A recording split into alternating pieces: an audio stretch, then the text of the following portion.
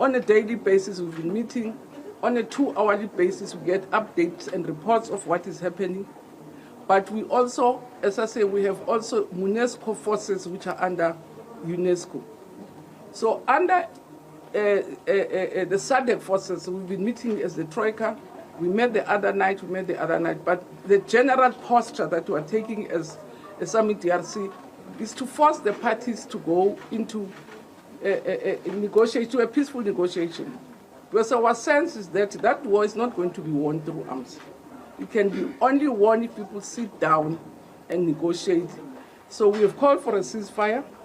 I can assure South Africans that our camps have not been attacked for the past 48 hours because, unfortunately for us, when we're at Goma, your DRC forces were fighting Rwandan forces over our heads.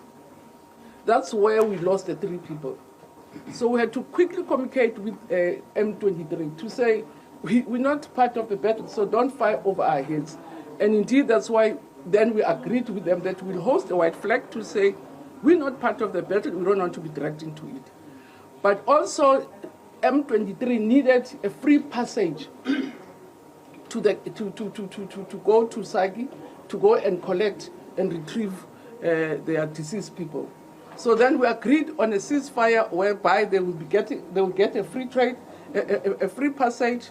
We will not fire at their movement because if they move, we are not sure which direction. So there was a clear ceasefire which was agreed by the generals from M23, but also by our generals. So that process has happened.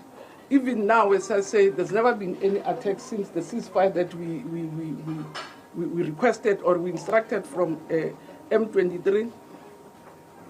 The latest information that I got around 1 o'clock said there's intense fighting in Goma between your M23 and your DRC forces, and the place is completely tense and the difficulties. So that's why we're communicating after every 2 hours to check what the situation is, and that's where we are.